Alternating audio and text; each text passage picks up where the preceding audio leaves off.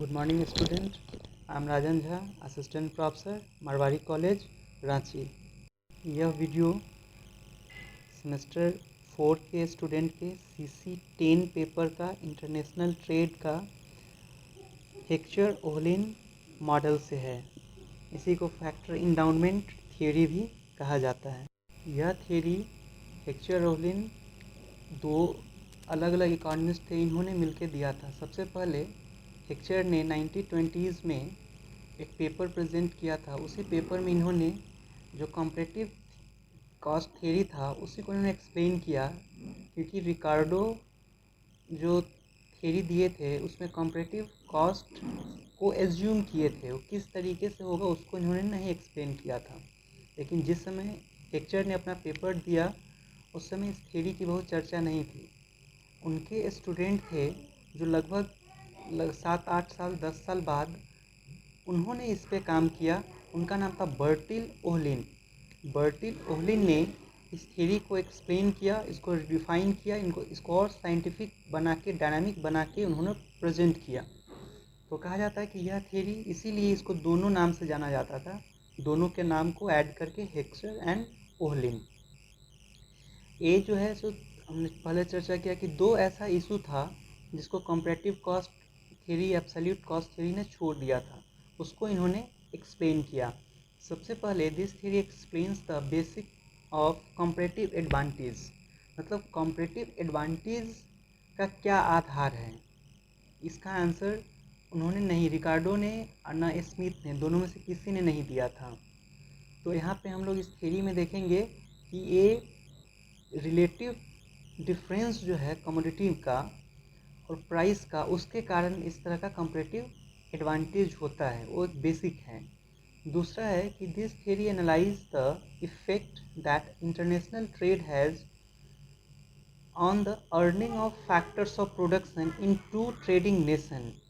मतलब यह थ्योरी जो है, जो दूसरा पार्ट इसका है, वो दिखाएगा कि इंटरनेशनल ट्रेड का जो फैक्टर्स ऑफ प्रोडक्शन है दोनों देश का, उसके इनकम पे कैसे होता है, मतलब इनकम का डिस्ट्रीब्यूशन किस तरीके से, उसको देखेंगे। लेकिन इस वीडियो में हम पहले पार्ट को ही देख पाएंगे, क्योंकि बड़ा थ्योरी है, तो हम पहले पार्ट को देखेंगे कि बेसिस ऑफ कंपैरेटिव एडवांटेज को हम एक्सप्लेन करेंगे।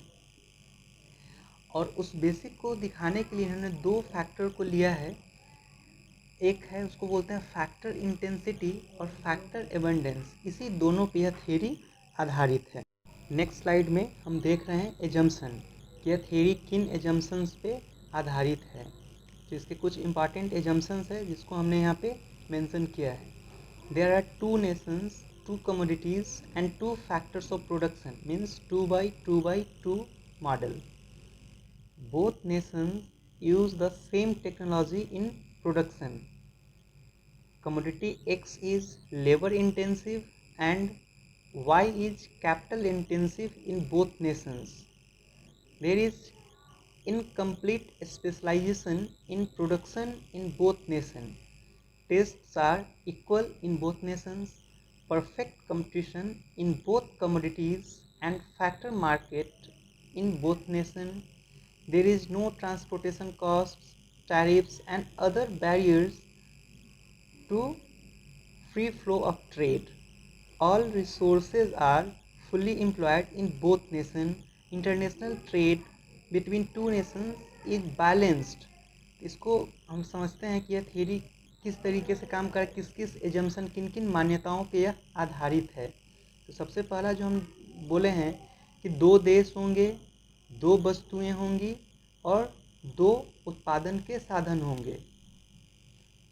दोनों देश जो है वो इक्वल टेक्नोलॉजी, मतलब सेम तकनीक का प्रयोग करेंगे उत्पादन में। उसके बाद है नेक्स्ट, जो कमोडिटी एक्स है वो क्या होगा, लेबर इंटेंसिव। लेबर इंटेंसिव का मतलब उसका लेबर कैपिटल रेशियो ज़्यादा लेबर यूज़ कर रहा है और कैपिटल कम यूज़ कर रहा है। वाई जो होगा वो कैपिटल इंटेंसिव होगा। और ध्यान रखना है कि दोनों देश में लागू होगा ये। जैसे एक्स कमोडिटी लेबर इंटेंसिव है ना, तो दोनों कंट्री, नेशन 1 नेशन 2, दोनों में वह कैपिटल इंटेंसिव ही रहेगा। और एक्स लेबर इंटेंसिव है तो दोनों देश में लेबर इंटेंसिव रहेगा, वाई कैपिटल इंटेंसिव है तो दोनों देश में वह कैपिटल इंटेंसिव ही होगा। There is incomplete specialisation in production in both nation. यहाँ पे कंप्लीट स्पेशलाइजेशन नहीं होगा, इनकम्प्लीट होगा। इनकम्प्लीट स्पेशलाइजेशन का मतलब है कि दोनों देश दोनों वस्तु का उत्पादन करेंगे, लेकिन एक का ज़्यादा करेंगे दूसरे का कम करेंगे। दोनों देश में जो टेस्ट होगा, जो जनरल पब्लिक का, वो इक्वल होगा, उसमें कोई डिफरेंस नहीं होगा। जो कमोडिटी मार्केट है, ठीक है, मतलब गुड्स मार्केट जो है, और फैक्टर मार्केट मतलब जो लेबर कैपिटल का जो मार्केट है, ये दोनों में परफेक्ट कंपटीशन होगा। तो दोनों में परफेक्ट कंपटीशन का क्या मतलब कि कुछ फैक्टर के कुछ यूनिट जो हैं सो लेबर के प्राइस को या कैपिटल के प्राइस में चेंज नहीं ला सकते हैं। दूसरी तरफ कोई भी जो फैक्टर है जो आपका किस तरीके से, वो फैक्टर जो मान लीजिए कैपिटल है या लेबर है, दोनों का कुछ यूनिट अगर चाहे तो कोई बड़ा परिवर्तन नहीं ला सकता है, वह कोई बड़ा परिवर्तन नहीं ला सकता है। इसी तरह कमोडिटी मार्केट में भी है कि कंज्यूमर, दो चार कंज्यूमर या कुछ यूनिट जो होंगे कंज्यूमर के, वह कमोडिटी मार्केट के डिमांड्स को चेंज नहीं कर सकते हैं। इसीलिए बोले हैं कि परफेक्ट कंपटीशन अप्लाई होगा दोनों देश में। उसके बाद there is no transportation cost, मतलब कोई यातायात चार्ज या शुल्क है वो नहीं लगेगा, कोई टैरिफ नहीं होगा, टैरिफ कोटा नहीं होगा, कोई किसी भी तरह का कोई ट्रेड बैरियर नहीं होगा, वैसा बैरियर जो कि फ्री फ्लो ऑफ ट्रेड को रोके। और जब बैरियर नहीं होगा तो ट्रेड क्या होगा, ट्रेड फ्री फ्लो ट्रेड होगा, मतलब विदाउट बैरियर ट्रेड होगा। जितने भी संसाधन हैं दोनों देश में वो फुल्ली एम्प्लॉयड होंगे, मतलब जितना संसाधन का मतलब है जो भी फैक्टर्स ऑफ प्रोडक्शन है वो सब क्या होंगे, फुल्ली एम्प्लॉयड होंगे। इंटरनेशनल ट्रेड मतलब दोनों देश के बीच जो ट्रेड हो रहा है वह क्या होगा, बैलेंस ट्रेड रहेगा। नेक्स्ट स्लाइड में हम फिर देखते हैं दोनों का अलग अलग। अब इसमें हम देखेंगे फैक्टर इंटेंसिटी। हम शुरू में ही चर्चा की है कि यह थ्योरी दो फैक्टर पे बेस्ड करता है, जो इसको एक है फैक्टर इंटेंसिटी और एक है फैक्टर अबंडेंस। तो फैक्टर इंटेंसिटी में होगा कि पहले से हम जान रहे हैं कि दो कमोडिटी है, दो कमोडिटी क्या है, एक्स एंड वाई, दो फैक्टर क्या है, लेबर एंड कैपिटल। अब हमको समझना है कि फैक्टर इंटेंसिटी का क्या है, तो उसको हम ऐसे समझेंगे जैसे वाई को हम कह रहे हैं कि कैपिटल इंटेंसिव है, तो कैसे, एक्स को कह रहे हैं कि यह लेबर इंटेंसिव है, तो कैसे। इसको देखने के लिए है कि कैपिटल लेबर रेशियो क्या है। तो वाई कैपिटल इंटेंसिव तब कहलाएगा जब कैपिटल लेबर रेशियो जो है वाई के प्रोडक्शन में, जो कैपिटल लेबर रेशियो है वह एक्स के प्रोडक्शन से ज़्यादा हो। मतलब वाई के प्रोडक्शन में जो कैपिटल लेबर रेशियो हो वह एक्स कमोडिटी के प्रोडक्शन से ज़्यादा हो, तो वैसे केस में वाई को हम कैपिटल इंटेंसिव बोलेंगे और एक्स क्या होगा, लेबर इंटेंसिव हो जाएगा इस केस में। इसको फिर एग्जांपल से समझिए। नेक्स्ट जो स्लाइड है उसमें इसको हम फिगर से भी आपको दिखाए हैं, तो उसमें भी आप और इसको क्लैरिटी के साथ देखिएगा। यहाँ हम उसको समझा रहे हैं जो फिगर है उसी को, कि अब देखिए कि दो कैपिटल और दो लेबर हम यूज़ करते हैं किसके प्रोडक्शन में, एक यूनिट वाई को प्रोड्यूस करने के लिए दो कैपिटल और दो लेबर लगता है। तो कैपिटल लेबर रेशियो क्या हो जाएगा, जो KYL से हम डिनोट करते हैं, 1 हो जाएगा। इसी तरीके से जो कैपिटल और लेबर जो हम यूज़ करेंगे दूसरे कमोडिटी के प्रोडक्शन में, उस केस में आप क्या देखिएगा कि मान लीजिए कि एक कैपिटल और 4 लेबर को हमने लगाया एक यूनिट एक्स को प्रोड्यूस करने के लिए, तो कैपिटल लेबर रेशियो क्या हो जाएगा यहाँ पे 1/4। तो अब देख लिए कि वाई के प्रोडक्शन का कैपिटल लेबर रेशियो 1 और एक्स के प्रोडक्शन का कैपिटल लेबर रेशियो 1/4। आप देख रहे हैं कि KYL 1 for y and KYL equal to 1/4 for x। तो हम कह सकते हैं ना कि y का जो कैपिटल लेबर रेशियो ज़्यादा है, 1 इज़ ग्रेटर देन 1/4। तो इस तरीके से y क्या हो जाएगा, कैपिटल इंटेंसिव, और x हो जाएगा लेबर इंटेंसिव। अब यहाँ पे देखिए, it is important to note that it is not the absolute amount of capital and labour used in production of x and y। मतलब x और y के प्रोडक्शन में एब्सोल्यूट अमाउंट ऑफ कैपिटल मतलब labour capital का कितना कितना unit लग रहा है उसको, वो महत्वपूर्ण नहीं है। महत्वपूर्ण क्या है, कैपिटल लेबर रेशियो। वो कैसे है, तो ये नहीं कि इतना लेबर, नंबर ऑफ लेबर और नंबर ऑफ कैपिटल से नहीं हम देखेंगे कि इंटेंसिव है, मतलब वो एब्सोल्यूट अमाउंट हो जाएगा। हम देखेंगे कैसे, कैपिटल लेबर रेशियो के थ्रू हम देखेंगे कि ये कैसे काम करता है। तो उसमें हम महत्वपूर्ण क्या रहेगा, K/L, कि amount of capital per unit of labour, ये हमारे लिए इम्पॉर्टेंट होगा। यह बात आपको इस फिगर से क्लियर है। नेक्स्ट हम लोग देख रहे हैं फैक्टर अबंडेंस। जो फैक्टर अबंडेंस किस तरीके से काम करता है, तो फैक्टर अबंडेंस क्या है, तो यहाँ देखिए, फैक्टर अबंडेंस को दिखाने के लिए दो तरीका है, in terms of physical units और in terms of factor price. तो हम पहले देखते हैं टर्म्स ऑफ फिजिकल यूनिट। जैसे nation 2 is capital abundant if the ratio of total amount of capital to total amount of labour available in nation 2 is greater than in nation 1। मतलब total amount of जो capital है और total amount of जो labour है, वो अगर nation 2 मतलब दूसरा देश में जो नेशन 2 है नेशन 1 से ज़्यादा हो। अगर नेशन 1 में NTK/TL लेस हो और वह ज़्यादा किस में हो, नेशन 2 में, तो इसका मतलब है कि कैपिटल एबंडेंस, मतलब उस नेशन 2 के पास कैपिटल ज़्यादा है। कब ये पता चलेगा, जब TK/TL जो है वो नेशन 2 का ज़्यादा हो नेशन 1 के तुलना में। ठीक है, तो ये टोटल अमाउंट ऑफ लेबर और कैपिटल को दिखा रहा है कि किस तरीके से नेशन 2 में TK/TL ज़्यादा होगा तो वो देश कहा जाएगा कि कैपिटल इंटेंसिव है।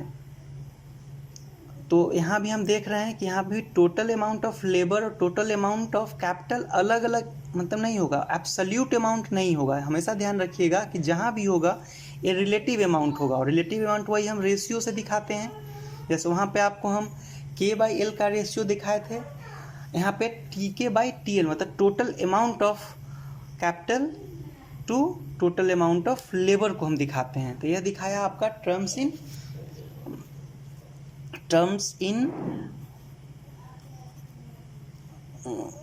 Terms of physical unit. दूसरा है, फिगर में भी आपको ये चीज़ क्लियर होगा, in terms of factor price. In terms of factor price क्या होगा कि अगर तो लिखा है, according to the definition in terms of factor price, nation 2 is capital abundant if the ratio of rental price of capital to price of labour time is lower in nation 2 than in nation 1। मतलब कि देखिए, दो factor हम लिए हैं, labour और capital. तो labour और कैपिटल का जो रेशियो है तो दोनों का एक प्राइस होगा, जो प्राइस ऑफ मतलब रेंटल, वहाँ देखिए एक टर्म लिखा है रेंटल प्राइस ऑफ कैपिटल, मतलब जो आपको कैपिटल है उसका क्या कीमत आपको लग रहा है, और लेबर टाइम जो आप यूज कर रहे हैं, लेबर जितना यूज कर रहे हैं उसका जो आप पेमेंट कर रहे हैं तो उसका भी एक प्राइस होगा। तो इस दोनों का रेशियो, अब यहाँ देखिएगा, PK/PL मतलब ये क्या दिखा रहा है, PK/PL दिखा रहा है फैक्टर प्राइस का रेशियो दिखा रहा है, द कैपिटल लेबर का जो प्राइस रेशियो उसको ये दिखा रहा है। वो अगर नेशन 2 में लेस देन नेशन 1 होगा तब कहा जाएगा कि जो कंट्री है नेशन 2 है उसका कैपिटल अबंडेंस है, मतलब उसके पास ज़्यादा कैपिटल है। अब ध्यान रखिए, सब में हम ग्रेटर बता रहे थे, लेकिन यहाँ पे क्या बता रहे हैं कि लेस देन, मतलब PK/PL is less than PK/PL, मतलब नेशन 2 का PK/PL जो है वो कम होना चाहिए नेशन 1 के PK/PL से, उस रेशियो से, तब नेशन 2 कहा जाएगा कैपिटल एबंडेंस, और ऑटोमेटिक नेशन 1 क्या हो जाएगा, लेबर अबंडेंस। तो यहाँ पे आप क्या देखें कि अब दोनों टर्म्स ऑफ फैक्टर प्राइस देख लिए और टर्म्स ऑफ फिजिकल यूनिट देख लिए। तो अब यहाँ दिखाता है कि जो फैक्टर अबंडेंस है in terms of physical unit वो सिर्फ सप्लाई को दिखाता है। उसमें आप देखे हैं कि TK/TL मतलब वो सप्लाई क्या है फैक्टर का उसको दिखाता है। लेकिन इन terms of relative factor price जो आप देखें उसमें दोनों चीज़ दिखाता है, डिमांड एंड सप्लाई। यहाँ डिमांड एंड सप्लाई कैसे दिखा रहा है, क्योंकि प्राइस दिखा रहा है। PK मतलब प्राइस ऑफ कैपिटल और PL मतलब प्राइस ऑफ लेबर। तो ये जो प्राइस ऑफ कैपिटल और प्राइस ऑफ लेबर थी, आप हम सब जानते हैं कि जो किसी भी फैक्टर का प्राइस कब डिटरमाइन किया जाता है, जब उस फैक्टर का डिमांड सप्लाई मैच करता वहीं पे तय किया जाता है। जहाँ पे फैक्टर का डिमांड सप्लाई तय होता है वहीं ये देखा जाता है कि प्राइस लेबर का कितना है और प्राइस कैपिटल का कितना है। इस तरह से हम बोले हैं कि वो सप्लाई और डिमांड दोनों को दिखाता है। वो दूसरा टर्म जो है सो फिगर में आप इसी तरीके से देखेंगे कि अब हम पहले ही सब आपको बता चुके हैं कि Y कमोडिटी और X कमोडिटी, एक क्या है, X जो आपका है वो लेबर इंटेंसिव, Y क्या है कैपिटल इंटेंसिव। तब जिस देश के पास जिसकी मात्रा ज़्यादा होगी वह उसमें स्पेशलाइज करेगा। नेक्स्ट स्लाइड में हम देखेंगे, स्लाइड आपको दिखाएगा ये थ्योरम कैसे काम करता है, हेक्सर-रोलिन का जो थ्योरी है किस तरीके से काम करता है। तो इसमें आप देखिए ये दो थ्योरी, मतलब इसको अगर नटसेल में प्रेजेंट किया जाए तो दो है इसमें, एक है हेक्सर-रोलिन थ्योरम और दूसरा फैक्टर प्राइस इक्वलाइजेशन थ्योरम। तो हम लोग इस वीडियो में हेक्सर-रोलिन थ्योरम को देखेंगे, तो उसी को हम आगे बढ़ा रहे हैं। इसमें देखिए Heckscher Ohlin theorem states a nation will export the commodity whose production require the intensive use of nation's relative abundant and cheap factor, and import the commodity whose production requires the intensive use of nation's relatively scarce and expensive factor। अब इसको समझिए, यही उस theory का पूरा निचोड़ है। वो बताता है कि जो देश, कोई भी देश वो एक्सपोर्ट किस वस्तु का करेगा और किसका प्रोडक्शन ज़्यादा करेगा, जो फैक्टर उसके पास ज़्यादा इंटेंसिवली अवेलेबल हो, मतलब रिलेटिवली एबंडेंट हो, ठीक है, उसका क्या करेगा, और चीप हो, एबंडेंट हो और चीप हो मतलब सस्ता हो, उस वस्तु उस फैक्टर से जो वस्तु बनेगा उसका क्या करेगा, एक्सपोर्ट करेगा। और इंपोर्ट किस वस्तु का करेगा, जो वैसा फैक्टर का यूज़ करता हो, वैसा फैक्टर जो इस देश में उसकी कमी हो, स्कार्सिटी हो, और स्कार्सिटी होगा तो फैक्टर महंगा होगा, तो उस वस्तु का ये क्या करेगा, इंपोर्ट करेगा।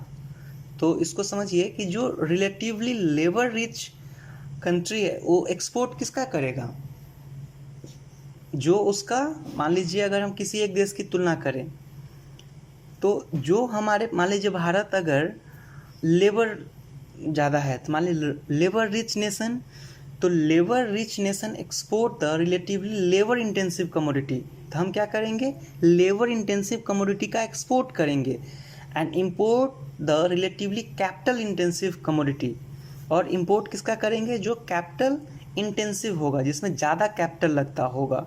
तो इस तरीके से आप देख रहे हैं कि ये थ्योरी काम मतलब अपना दिखा, इस तरह से थ्योरी एक्सप्लेन कर रहे हैं और इसी तरीके से इंटरनेशनल ट्रेड को इफेक्ट डालता है। नेक्स्ट उसी में हम देखिए कि according to our earlier discussion this mean that, वही जो बात हम बोले हैं उसी को फिर लिखे हैं कि nation one export commodity x because x is labour intensive.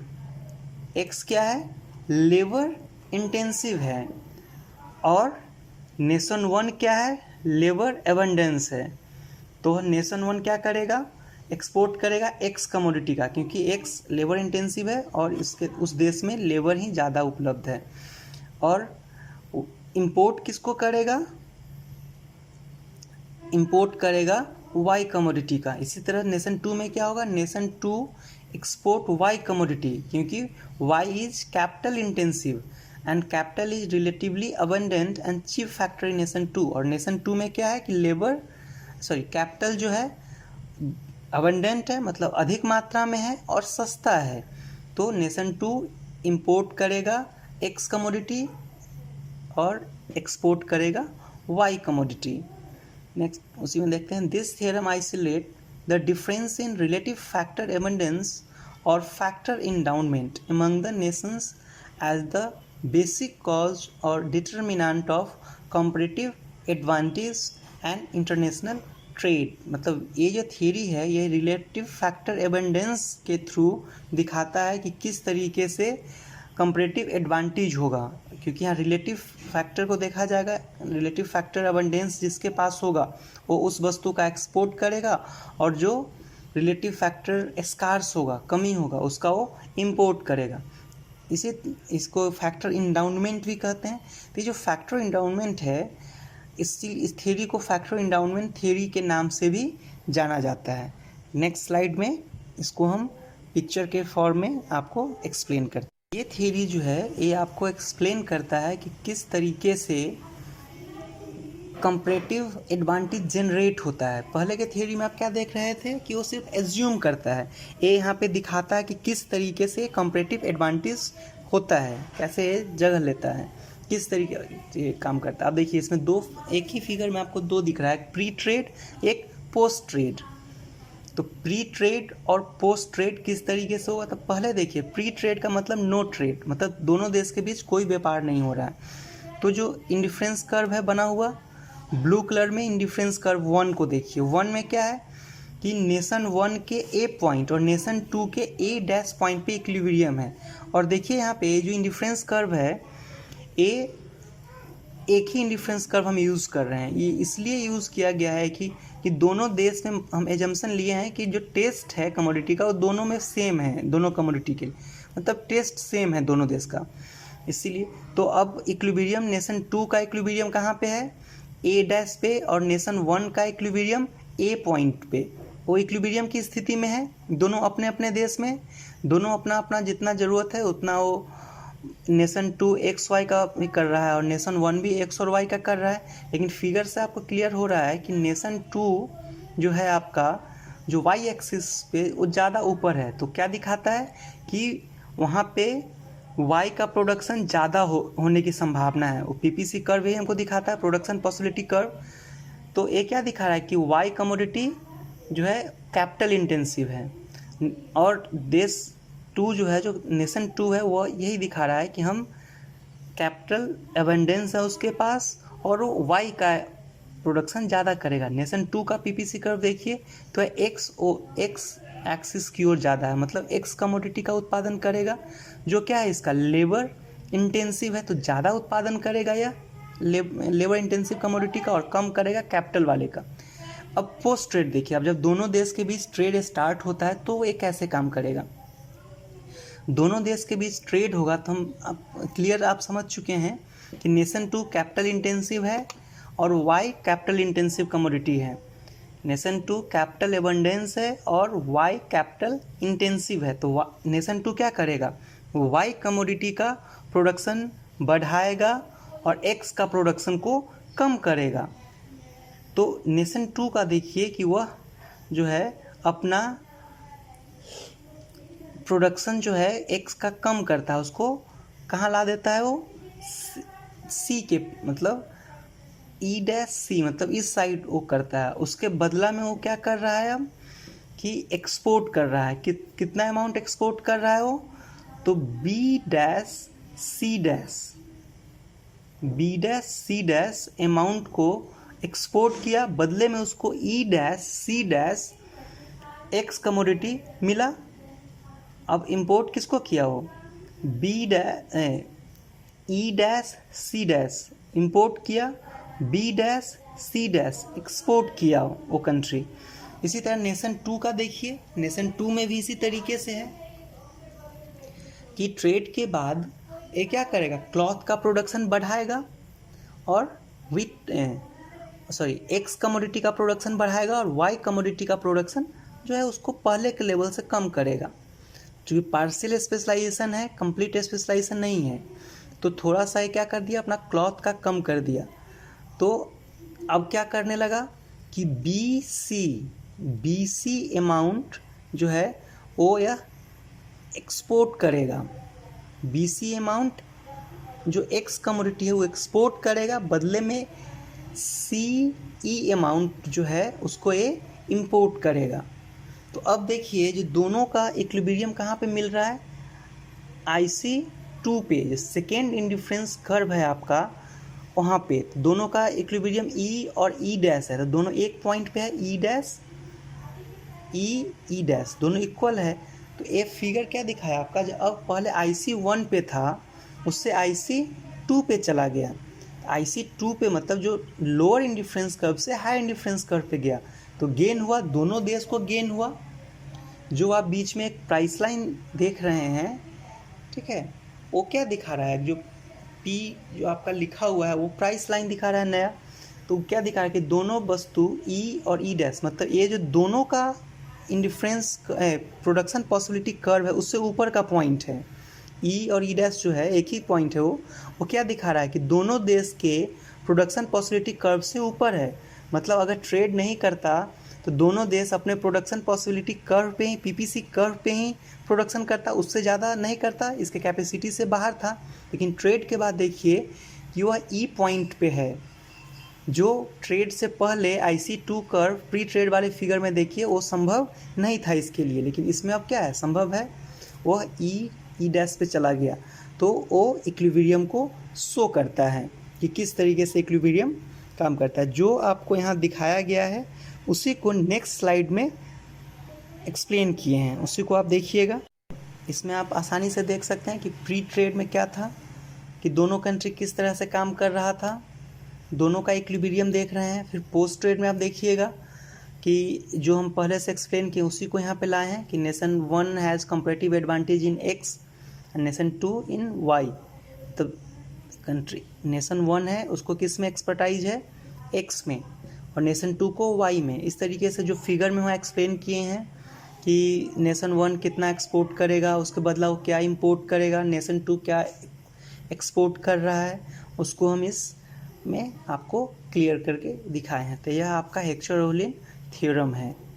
Thank you.